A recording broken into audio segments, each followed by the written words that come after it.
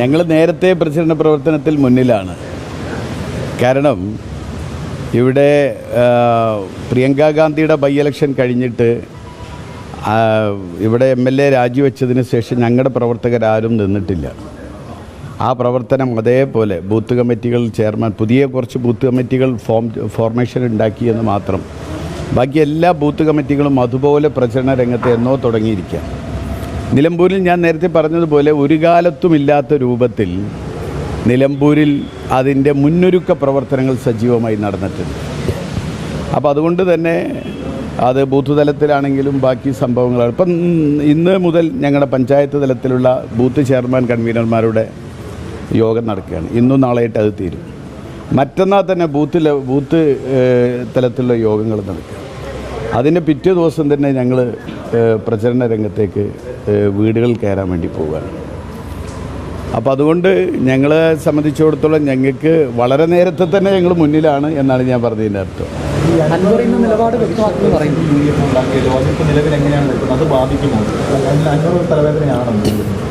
ഇല്ല, ഞാനത് പറഞ്ഞല്ലോ, ഇതൊക്കെ വളരെ വ്യക്തമായിട്ട് നമ്മുടെ നേതാക്കന്മാർ നിങ്ങളോട് സംവദിച്ച കാര്യമാണ്. UDFൻ്റെ ആധികാരികമായ കാര്യങ്ങൾ പറയേണ്ടയാൾ ഞാനല്ല. UDF എന്നെ ചുമതലപ്പെടുത്തിയത് ഇവിടെ ഓരോ കാര്യങ്ങൾക്കും മറുപടി പറയാനല്ല. എന്നെ ചുമതലപ്പെടുത്തിയിരിക്കുന്നത് ഈ തെരഞ്ഞെടുപ്പിൽ മത്സരിച്ച് ഒരു നല്ല വിജയമുണ്ടാക്കി പരമാവധി വോട്ടുകൾ സമാഹരിച്ച് ഒരു നല്ല വിജയത്തോടു കൂടി നിലമ്പൂർ തിരിച്ചു പിടിക്കണമെന്ന ഒരു വലിയ കാര്യഗൗരവമായ ഉത്തരവാദിത്തമാണ് എന്നെ ഏൽപ്പിച്ചിരിക്കുന്നത്. ഇല്ല, ഞാൻ പറഞ്ഞല്ലോ, ഞാനിതിൽ പറഞ്ഞൊരു കാര്യം വളരെ വ്യക്തമാണ്. കഴിഞ്ഞ 9 വർഷമായി UDF പറഞ്ഞുകൊണ്ടിരിക്കുന്ന കാര്യമാണ് PV അൻവർ പറയുന്നത്. സ്വാഭാവികമായിട്ടും അതുകൊണ്ട് തന്നെ PV അൻവറിനും UDFനും യോജിച്ചു പോകാവുന്നതിൽ ഒരു പ്രശ്നം ഉണ്ടാവുമെന്ന് എനിക്ക് തോന്നുന്നില്ല. ഇപ്പോൾ അൻവർ പറയുന്നതും അതാണല്ലോ. കഴിഞ്ഞ 9 വർഷമായി UDF പറഞ്ഞ കാര്യങ്ങളാണ് UDF അൻവർ പറയുന്നത്. അൻവർ പ്രഖ്യാപിക്കുന്നതും അതുതന്നെയാണ്. അപ്പോൾ സ്വാഭാവികമായിട്ടും അവിടെ ഒരു അത്തരം കാര്യങ്ങളൊരു കോൺഫ്ലിക്റ്റ് വരേണ്ട ആവശ്യമുണ്ടെന്ന് എനിക്ക് തോന്നിയിട്ടില്ല. എന്തൊക്കെയായാലും അതൊക്കെ ആധികാരികമായി അത്തരം കാര്യങ്ങൾ അതിന് മറുപടി പറയേണ്ടത് ഞാനല്ല, എൻ്റെ നേതൃത്വം. താങ്കൾക്കെതിരായ നിലപാടിൽ മാറ്റമില്ല എന്നുള്ളതാണ് അൻവർ ഇന്നലെയും പറഞ്ഞത്. അല്ല, ഞാനത് പറഞ്ഞല്ലോ.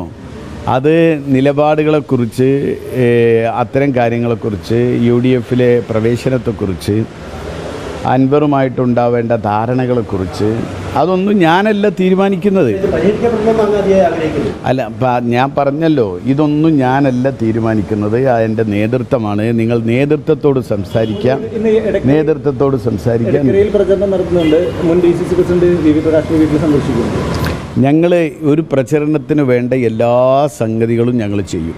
എല്ലാവരെയും ഒരുമിച്ച് നിർത്തി മുന്നോട്ട് പോവുക എന്നതാണ്. കാരണം ഒരു യുദ്ധത്തിൽ നമ്മളെ സംബന്ധിച്ചിടത്തോളം പരമാവധി ഈ ആളുകളെ സമാഹരിച്ചുകൊണ്ട് മുന്നോട്ട് പോവുക എന്നതാണ് നമ്മളെ സംബന്ധിച്ചിടത്തോളം ഉള്ളത്. എല്ലാവരെയും പിന്നെ ചേർത്ത് പിടിച്ചുകൊണ്ട് ഒരുമിച്ച് നിർത്തിക്കൊണ്ടായിരിക്കും മുന്നോട്ട് പോവുക. UDFനും അൻവറിനും യോജിക്കാൻ കഴിയാത്ത പ്രശ്നം ഉണ്ടാകുമെന്ന് കരുതുന്നില്ല താങ്കൾ പറഞ്ഞു. പക്ഷേ അൻവറിന് താങ്കളുമായി യോജിക്കാൻ കഴിയുമോ? അല്ല, അതൊക്കെ പിന്നെ ഞാൻ തീരുമാനിക്കേണ്ട കാര്യങ്ങളല്ലല്ലോ. ഞാൻ തീരുമാനിക്കേണ്ടതും ഞാൻ മറുപടി പറയേണ്ടതും എൻ്റെ നിലപാടുകളൊക്കെയല്ലേ എനിക്ക് പറയാൻ പറ്റുള്ളൂ. ഞാൻ പറഞ്ഞ കാര്യത്തിൽ എല്ലാം ഉണ്ടല്ലോ. ഞാൻ പറഞ്ഞതിലെല്ലാം ഉണ്ട്. കാരണം ഇവിടെ 9 വർഷമായി UDF പറഞ്ഞുകൊണ്ടിരിക്കുന്ന കാര്യമാണ് കഴിഞ്ഞ കാലങ്ങളായി ഇപ്പം അൻവർ പറഞ്ഞുകൊണ്ടിരിക്കുന്നത്. അപ്പോൾ അതാണ്, നിലപാടുകളാണ് സംഗതിയെങ്കിൽ എന്തായാലും ഒരുമിച്ച് പോകുന്നതിന് ബുദ്ധിമുട്ടുണ്ടാവുമെന്ന് എനിക്ക് തോന്നിയിട്ടില്ല. കോൺഗ്രസ് പ്രവർത്തകൻ എന്ന നിലയിലും വ്യക്തിപരമായ അൻവറിനെ അംഗീകരിച്ച് മുന്നോട്ട് പോകും.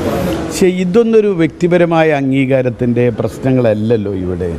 ഇതൊരു പൊതു തെരഞ്ഞെടുപ്പല്ലേ. ഒരു തെരഞ്ഞെടുപ്പിൽ നമ്മൾ പരമാവധി എല്ലാവരെയും സഹകരിപ്പിച്ചുകൊണ്ട്, ഇപ്പം നിങ്ങളിതിന് മുൻപ് എന്തൊക്കെ ചോദിച്ചു, എന്തൊക്കെ പറഞ്ഞു, ഇവിടെ നിലമ്പൂർ പ്രശ്നങ്ങളാണ്, പാർട്ടിയിൽ പ്രശ്നങ്ങളാണ് എന്നൊക്കെ നിങ്ങളിപ്പോൾ ഇന്നലെയൊക്കെ കണ്ടില്ലേ. എത്രമാത്രം ഐക്യത്തോടു കൂടിയാണ് ഞങ്ങൾ മുന്നോട്ട് പോകുന്നത്.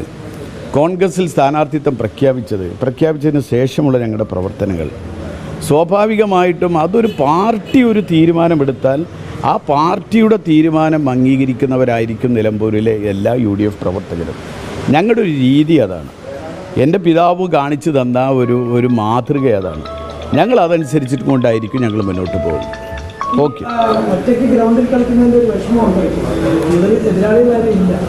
അല്ല, ഇത് എന്തായാലും ഗോൾ അടിക്കുമ്പോൾ മാത്രമല്ലേ, അപ്പുറത്ത് ഉണ്ടാവുമല്ലോ നമ്മളിവിടുന്ന്. അല്ല, അങ്ങനെയല്ലല്ലോ, നമ്മളിപ്പോൾ ഗ്രൗണ്ടിലേക്ക് ഇറങ്ങുന്നേ ഉള്ളൂ, ഈ നേരിട്ടുള്ള കളിക്ക് ഇറങ്ങുന്നുള്ളൂ. ഇതുവരെ നമ്മൾ അതിൻ്റെ ഒരു പ്രാക്ടീസ്.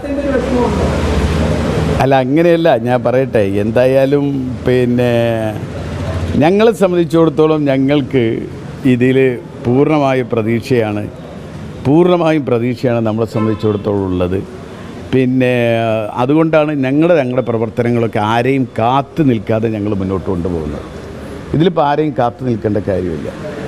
അപ്പോൾ കാത്തു നിൽക്കാതെ തന്നെ നമുക്ക് മുന്നോട്ട് കൊണ്ടുപോകാൻ കഴിയുന്നത് നമുക്ക് അത്രമാത്രം. നമ്മുടെ ഗ്രൗണ്ട് ഇവിടെയുണ്ട്. നമ്മൾ കഴിഞ്ഞ കാലത്ത് നിലമ്പൂരാണ്. നിലമ്പൂരിൽ 2 ടൈമിൽ ഒരു ചെറിയ അബദ്ധങ്ങൾ സംഭവിച്ചു.